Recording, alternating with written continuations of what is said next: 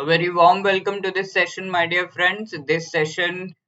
इस सेशन में हम कैब का important component that is bank financial management इसके मॉड्यूल ए का चैप्टर नंबर 1 एंड उसमें जो है काफी सारी चीजें हम डिस्कस कर चुके हैं पिछले कुछ सेशंस में। आगे हम इस चीज को कंटिन्यू करेंगे। एक्सचेंज रेट्स का पूरा टॉपिक हम डिस्कस कर चुके हैं, फॉरेक्स बिजनेस हम अभी डिस्कस कर रहे हैं। So this is part 5। तो ये सेशन है part of the foundation series as you all know. तो इस सीरीज में हम क्या कर रहे हैं, हम जो कैप के टॉपिक्स है उनको अच्छे तरीके से आपको एक्सप्लेन कर रहे हैं एंड देन उससे रिलेटेड क्विज यानी कि कुछ क्वेश्चंस आपको पूछे जाते हैं और हम प्रैक्टिस भी करते हैं जिससे एक आइडिया लग जाए कि ये जो टॉपिक सर ने पढ़ाया है इसमें से किस तरह का क्वेश्चन एग्जाम में आएगा और उसको कैसे हमें आंसर करना है, राइट। तो ये चीजें हम इस सेशन में करा रहे हैं। आई hope you like it and शुरू करते हैं फटाफट से हमारा जो टॉपिक है। ठीक है, तो हम काफी चीजें डिस्कस कर चुके हैं। एक्सचेंज रेट्स का जो 2 पार्ट्स में ये चैप्टर है, एक्सचेंज रेट्स इन फॉरेक्स बिजनेस। तो जो एक्सचेंज रेट्स का पार्ट है उसमें meaning of forex, forex market, factors determining exchange rates, exchange rate mechanism, exchange arithmetic, ये सारी चीजें तो वो सब हम डिस्कस कर चुके हैं ऑलरेडी। पार्टिसिपेंट्स कौन कौन है, what are the factors that determine exchange rate mechanism क्या है और एक्सचेंज अरिथमेटिक, ये सब हम डिस्कस कर चुके हैं। We have also discussed a few things related to the forex business, जहां पर फॉरेक्स डीलिंग रूम ये काफी लंबा चौड़ा टॉपिक है। तो पिछले कुछ सेशंस में हम यही डिस्कस कर रहे थे कि इसका मीनिंग क्या होता है, इंटीग्रेटेड ट्रेजरी ऑपरेशंस क्या होते हैं, फॉरेक्स डीलिंग रूम में front office, mid office, back office, इसका मतलब क्या है, डीलर्स कौन होते हैं, इंटीग्रेटेड ट्रेजरी ऑपरेशंस में इनका क्या रोल है, रिक्वायरमेंट क्या है इंटीग्रेटेड ट्रेजरी ऑपरेशंस का, what are the functions of that, ये सब हम डिस्कस कर चुके हैं, right. So we have also discussed कि what are the internal control guidelines of RBI, mid and back office का क्या रोल है विथ रेस्पेक्ट टू अगर हम देखें जो हमारे फॉरेक्स डीलिंग रूम के ऑपरेशंस हैं, देन प्रॉफिट एंड लॉस का कैलकुलेशन किस तरीके से होता है एंड फाइनली हमने समराइज किया front, mid and back office के जो रिस्पॉन्सिबिलिटीज हैं उनको, right. So in this session we will be continuing the discussion, जहां पर हम ये देखेंगे कि management and control of dealing room किस तरीके से हो सकता है। तो इससे रिलेटेड आरबीआई ने बोर्ड ऑफ डायरेक्टर्स जो है, जो भी बैंक के बोर्ड ऑफ डायरेक्टर्स है, जो भी फाइनेंशियल इंस्टीट्यूशन है उसके बोर्ड ऑफ डायरेक्टर्स है, उनको ये कह रखा है कि they should have a policy frame so as to manage and control the dealing room. ठीक है, पॉलिसी में एक चीज काफी ज्यादा हाईलाइट की गई है कि लिमिट्स जो है फॉरेक्स डीलिंग रूम ऑपरेशन से रिलेटेड, उन लिमिट्स को अच्छे से जो है सेट करना पड़ेगा एंड कम्युनिकेट करना पड़ेगा। It is really necessary because for example अगर डीलर्स को पता ही नहीं है कि क्या लिमिट्स है, फॉर एग्जाम्पल कौन सा लिमिट, स्टॉप लॉस लिमिट। ठीक है, स्टॉप लॉस लिमिट एक ऐसा लिमिट है जहां पर हमें ये पता चलता है कि अगर हम इससे ज्यादा किसी पर्टिकुलर चीज में जो है अपने पैसे लगा रहे हैं या फिर एक्सपोजर हमारा है, तो that is going to create loss for us. ठीक है, तो इससे रिलेटेड इंफॉर्मेशन डीलर्स को होना चाहिए ताकि वो उस लिमिट को क्रॉस ना करे। तो that has to be set by the board of directors. ये चीज सेट करना है बोर्ड ऑफ डायरेक्टर्स को एंड उसे कम्युनिकेट करना है to all the people including dealers. ठीक है, इसके साथ साथ द मोस्ट इंपॉर्टेंट टास्क जो management and control of dealing room में करना होता है, वो चीज बताई गई है, अपने बुक में बताई गई है, that should be the focus on the risk, कि रिस्क को कैसे हम मिनिमाइज कर सकें, क्योंकि रिस्क तो हर एक तरह के बिजनेस में होता है एंड इवन फॉरेक्स के बिजनेस में भी होता है। तो इस रिस्क को कैसे मिनिमाइज करना है, that is the main agenda behind managing dealing room operations. ठीक है, तो कौन कौन से टाइप्स के रिस्क आते हैं उनको हम देखेंगे and what are the measures that can be taken to minimise the risk, वो भी हम देखेंगे। ठीक है, तो टाइप्स ऑफ रिस्क, अगर ये forex dealing room related operations किए जा रहे हैं, यानी कि कोई बैंक अगर फॉरेक्स के साथ डील कर रहा है तो कैसे कैसे रिस्क आते हैं, सिंपल चीज है। तो फॉरेक्स डीलिंग रूम एक फैंसी सा नाम दे दिया गया है एंड उसमें हमने देखा कैसे कैसे मैनेज करना है। तो ये इंटरनल चीजें हैं, बट अगर हम ब्रॉडली देखें तो फॉरेक्स से रिलेटेड अगर कोई बैंक डील कर रहा है तो what are the risk that it faces. तो all of the risk are listed down here, फटाफट से हम इनको डिस्कस कर लेते हैं। तो सबसे पहला रिस्क है ऑपरेशनल रिस्क। ठीक है, तो ऑपरेशनल रिस्क में होता क्या है, there is risk of loss resulting from inadequate और फेल्ड इंटरनल प्रोसेस। तो नाम से ही पता चल रहा है, अगर जो ऑपरेशन यानी कि जो प्रोसेस है उसमें कोई गड़बड़ी हुई तो बैंक को लॉस हो सकता है। For example we have dealers, ठीक है, हमने देखा था डीलर्स है जो कि अलग अलग तरह के, लेट्स से कोई फॉरेन करेंसी को बाय करने का एक डील इन्होंने फाइनलाइज किया है, बट ये डील में इन्होंने कुछ पैरामीटर्स को मिस कर दिया जिसके वजह से ये फाइनल रिजल्ट आ रहा है कि बैंक को लॉस हो रहा है।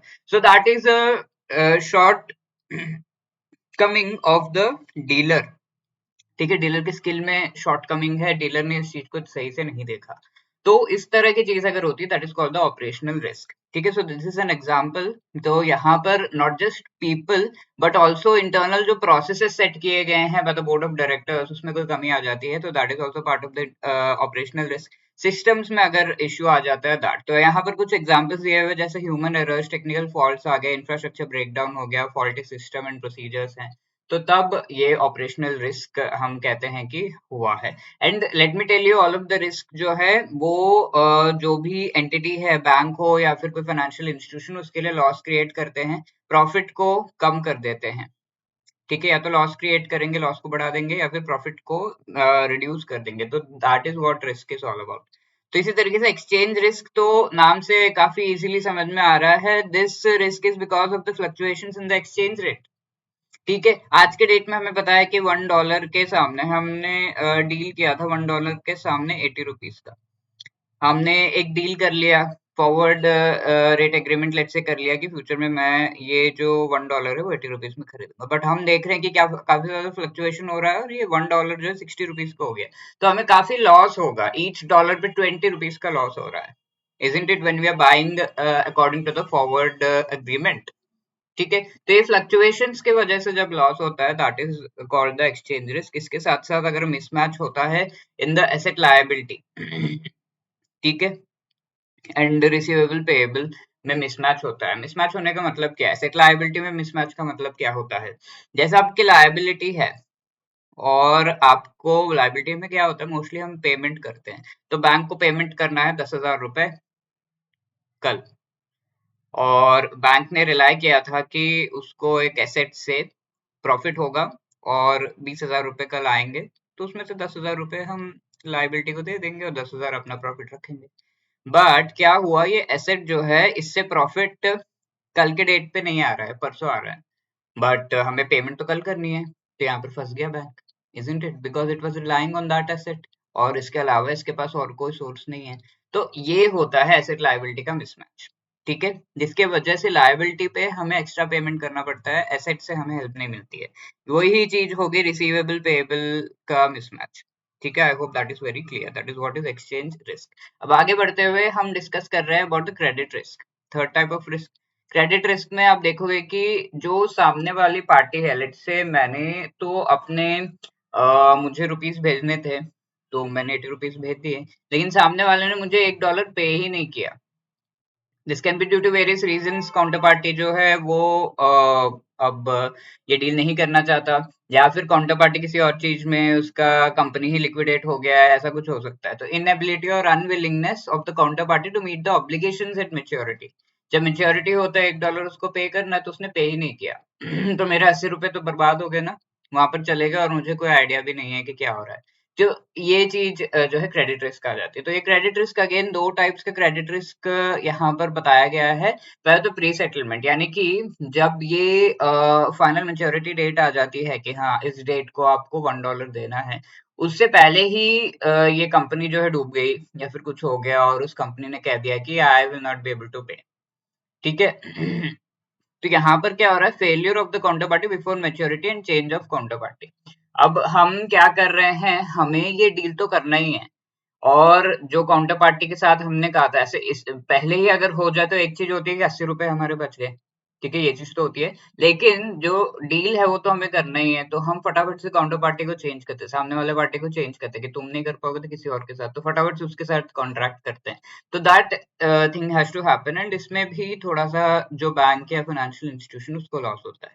अब सेटलमेंट रिस्क, यानी कि जिस समय, जैसे कि मैंने आपको बताया 80 रुपए तो मैंने भेज दिए, लेकिन $1 मुझे नहीं मिला सामने से, ठीक है, तो इसको हेरस्टाट रिस्क भी कहा जाता है एंड ये mainly because of difference in the time zones होता है। टाइम जोन्स का डिफरेंस यानी कि अगर इंडिया में होता कोई एंटिटी तो फटाफट से जाके पकड़ लेते कि हाँ भाई मैंने तो पेमेंट किया तूने नहीं किया। वो भी डिफिकल्ट होता है आज के डेट में, साउथ से नॉर्थ अगर जाना हो तो हु विल डू दैट, ठीक है। तो और ये mainly because of difference in time zones होता है, ठीक है। For example if there is an issue तो बड़ा कोई त्रासदी आ रही है तो पूरे इंडिया पे आएगी और पूरा इंडिया जो है इफेक्ट होगा। ऐसे ही कोई एक कंट्री इफेक्ट हो जाती है। तो इसी तरीके से लेट्स से इंडिया और यूक्रेन में जो एक पर्सन है, इन्होंने डील करी है। तो इसने इंडिया वाले ने तो 80 रुपीज भेज दिया पर यूक्रेन वाला $1 नहीं भेज पाया बिकॉज वहां पे वॉर हो गया, ठीक है। तो दिस इज वन थिंग, तो इसको हर्स्टाट रिस्क कहते हैं। ऐसा जर्मनी में पहले भी हुआ था हर्स्टाट में, तो that is why it is called सो, ठीक है। तो इसका एग्जांपल भी आपको यहाँ पे दे दिया गया है जो मैंने आपको क्लियरली एक्सप्लेन कर दिया। अब आगे बढ़ते हैं, लिक्विडिटी रिस्क की बात करते हैं। तो यहाँ पर mismatch in maturity of asset and liability. तो स्ट्रेट फॉरवर्ड अगर एसेट एंड लायबिलिटी में मिसमैच होता है, जैसे कि मैंने आपको ऑलरेडी बता दिया, अगर आपको लायबिलिटी पे पेमेंट करना और आपको एसेट की पेमेंट मिली नहीं है, you are relying on it but उसकी पेमेंट नहीं मिली है, तो वो मिसमैच हो जाता है। एसेट की पेमेंट पोस्टपोन हो गई तो वो मिसमैच हो गया एंड देन लायबिलिटी पे आप पेमेंट नहीं कर पा रहे हो तो आपको बोरो करना होगा एंड लायबिलिटी पे पेमेंट करना होगा। बोरो करने पे इंटरेस्ट पे करना होगा, इंटरेस्ट पे आपको लॉस हो रहा है एंड एसेट आपको अभी तक मिला नहीं है तो वो भी लॉस होगा, ठीक है। तो दैट इज द थिंग। तो ये दो टाइप्स का है, एक तो पॉजिटिव लिक्विडिटी गैप यहाँ पे, ठीक है। तो जहां पर क्या होता है, कोई लिक्विडिटी रिस्क तो नहीं है but opportunities to invest and increase in income ये सब डिक्रीज हो जाते हैं, ठीक है। तो इन्वेस्ट करने का अपॉर्चुनिटीज कम है और जो इनकम आपका आ रहा है वो भी रिड्यूस हो जाता है। तो इस चीज को हम पॉजिटिव लिक्विडिटी गैप कहते हैं। द नेगेटिव लिक्विडिटी गैप क्या है, यहाँ पर आप देखते हो कि द जो नॉर्मल हमने डिस्कस किया एसेट लायबिलिटी मिसमैच की हम बात कर रहे हैं। अब नेक्स्ट है गैप रिस्क या इंटरेस्ट रेट रिस्क। तो ये गैप रिस्क क्या होता है, इंटरेस्ट रेट रिस्क क्या होता है? गैप, ठीक है। गैप से हमें पता चल रहा है अगर purchase and sale of foreign currency taking place for different value dates, ठीक है। तो ये भी एसेट लायबिलिटी मिसमैच के जैसा है। तो जैसे आपको कोई जो करेंसी है वो परचेज करनी है और आप डिपेंड कर रहे हो अपने सेल पे, तो सेल आपकी जो करेंसी का है वो हुआ ही नहीं है, तो परचेज आप कैसे करोगे, क्योंकि ये वाले पैसे आप सोच रहे थे कि यहाँ पर यूज करें बट वो नहीं हो पा रहा है। तो ये एक मिसमैच हो गया। इसी तरीके से एसेट लायबिलिटी मिसमैच जो है वो भी गैप में रिजल्ट करता है, ठीक है। परचेज एंड सेल में डिफरेंस आ रहा है तो एसेट लायबिलिटी मिसमैच हो रहा है एंड वो गैप आ रहा है, तो that is called the gap. Gap कैसे प्लग करते हैं, फॉरवर्ड डिफरेंशियल्स को यूज करके, ठीक है। फॉरवर्ड डिफरेंशियल सिंपली क्या है, अभी आपको ये चीज खरीदनी है बट आप यहाँ पर ये जो सेल है वो नहीं कर पाए, तो ऐसे में आपको बोरो करना होगा कहीं से, ठीक है, और उस पर आपको इंटरेस्ट पे करना होगा, ठीक है। तो वो एक तरीके का फॉरवर्ड डिफरेंशियल हो गया, ठीक है। तो आप बोरो कर रहे हो कहीं से पैसे, लोन ले रहे हो और फिर आप पेमेंट करके ये चीज खरीद रहे हो, सेल आपका बाद में होगा। तो यहाँ पर आप इंटरेस्ट पे कर रहे हो, तो ये जो फॉरवर्ड डिफरेंशियल है depends, it is a function of interest. I hope that is very clear. Now moving on, market risk. तो मार्केट रिस्क में कई सारे वेरिएबल्स होते हैं फॉर एग्जांपल एक्सचेंज रेट हो गया, इंटरेस्ट रेट हो गया, ये सब बहुत ही एडवर्सली अगर चेंज हो जाएंगे तो then we will have a market risk, ठीक है। फॉर एग्जांपल एक्सचेंज रेट, जैसा कि मैंने आपको बताया 80 रुपीज था और फिर आपने एक डील कर ली कि हाँ फ्यूचर में 3 महीने बाद मैं 80 रुपीज पे ये $1 खरीदूंगा, बट 3 महीने बाद आप देख रहे हो 60 रुपीज हो गया, सॉरी ठीक है।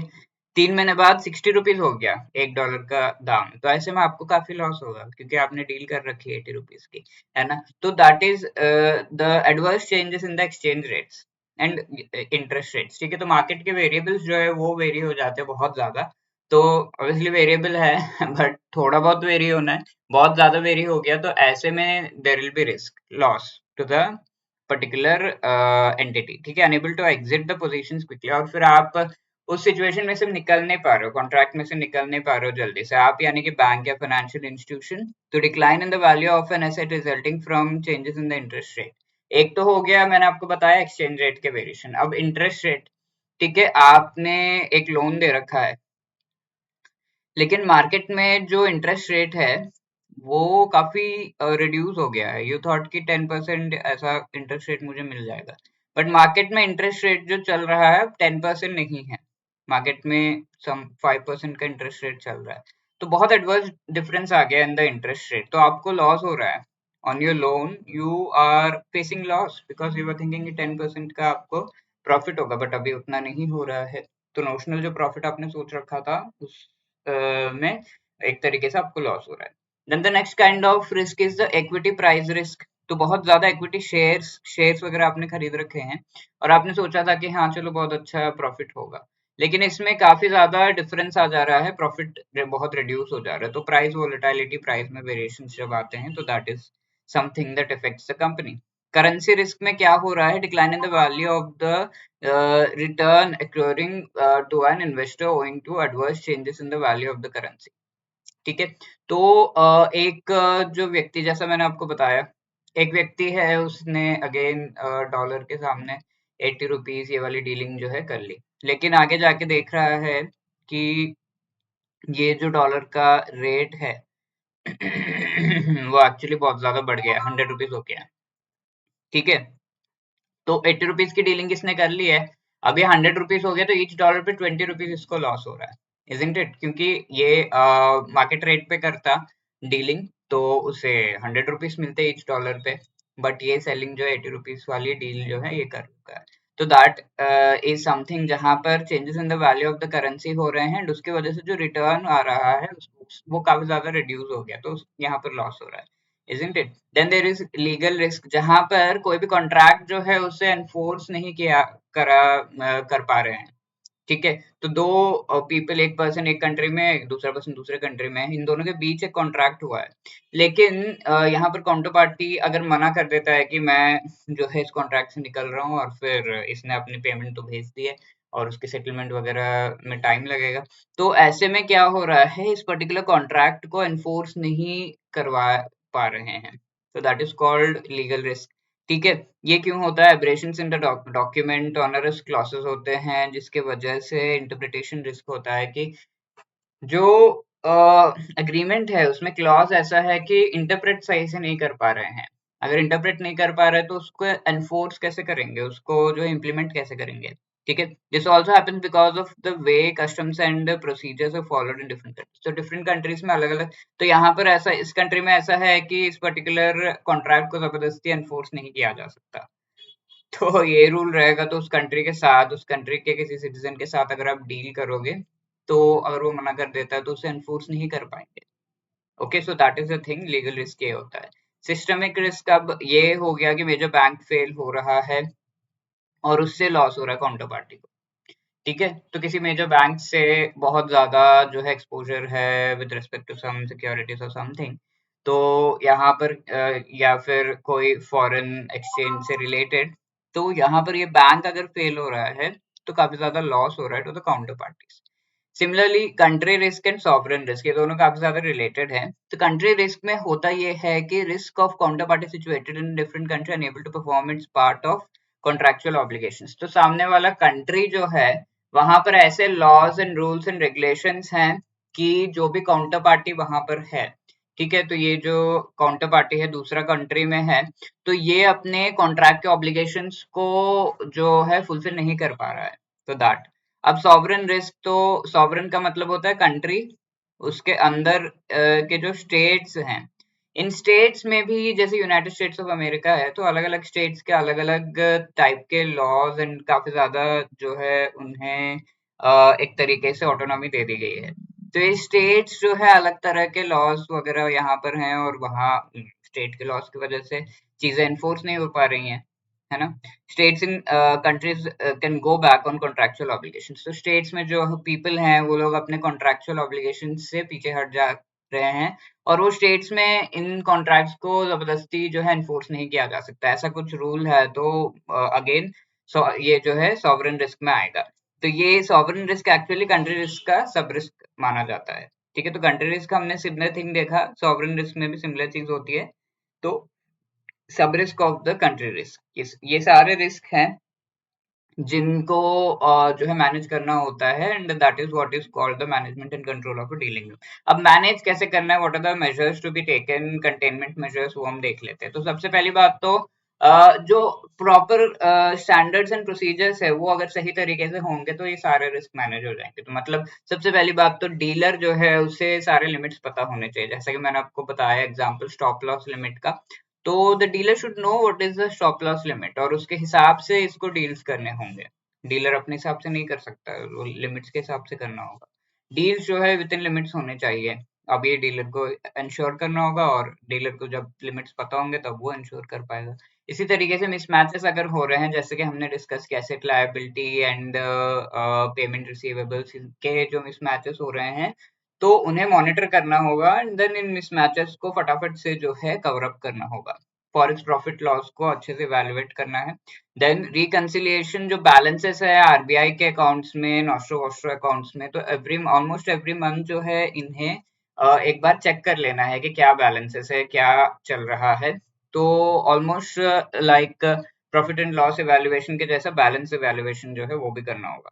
डेबिट एंड क्रेडिट जो मिरर अकाउंट्स में और जो बैलेंसेस हैं नॉस्ट्रो वॉस्ट्रो अकाउंट्स में, वो सब भी पीरियोडिकली चेक करते रहना चाहिए। तो ये स्टैंडर्ड चीज है, आप देख रहे हो कुछ भी किसी भी रिस्क से डायरेक्टली रिलेटेड नहीं है। तो ये स्टैंडर्ड चीजें जब हम करेंगे तो सारा कुछ जो है स्टैंडर्डाइज रहेगा, प्रोसेस में रहेगा और सारे रिस्क जो है वो कंटेन हो जाएंगे ऑटोमेटिकली। तो ये चीज है कि जब फॉरेस्ट डीलिंग रूम के ऑपरेशन होते हैं तो स्टैंडर्डाइज्ड चीजें जो है वो अगर कर पा रहे हैं तो रिस्क जो है वो मैनेज हो जाते हैं। Right, so these were the things that we had to discuss today. Then एक क्वेश्चन फटाफट से ट्राई कर लेते हैं। Dash risk is due to inability और unwillingness of the counter party to meet the obligations at maturity. Maturity पे जो भी ऑब्लिगेशंस है उनको मीट नहीं कर पा रहा है काउंटर पार्टी। तो ऐसे रिस्क को हम एक्चुअली क्या कहते हैं? तो ऐसे रिस्क को हम क्रेडिट रिस्क कहते हैं। ठीक है, लिक्विडिटी रिस्क में क्या होता है? There is a mismatch between asset and liability. Country risk में हमने डिस्कस किया था, सामने वाली काउंटर पार्टी जो है वो दूसरे कंट्री में है एंड वो अपने ऑब्लिगेशंस को जो है मीट नहीं कर पा रहा है। सॉवरेन रिस्क में क्या होता है? स्टेट्स में जो कॉन्ट्रेक्चुअल ऑब्लिगेशंस को एनफोर्स नहीं कर पा रहे हैं। So this is the thing. ठीक है, तो ये पर्टिकुलरली दिया जाएगा but credit risk is what fits here. So A is the right answer. Now moving on, homework question आपके लिए है ये, इसको आपको आंसर करना है in the comment section. I hope you will be able to do it. So यहाँ पे दिया हुआ है which among the following is one of the measures to contain risk to banks in forex dealings। ठीक है, तो every dealer should be advised of the limits allocated to him or her and work within the limits। All deals done with counterparties are to be within the corresponding limits। Then adequate monitoring of mismatches in maturities, positions, etc. should be ensured। ठीक है, तो इनमें से कौन सा major है जो कि रिस्क जो बैंक का है उसे कंटेन करने में हेल्प कर रहा है? ठीक है, तो आपको आंसर करना है 1 and 2 only, 2 and 3, 1 and 3 all of the above. इनमें से कौन सा सही है? Right, if you have any other queries you can always call us on 8146207241 या फिर you can always drop a mail at hello@edutap.co.in। Okay, you can also let us know कि आपको ये वीडियोस कैसे लग रहे हैं।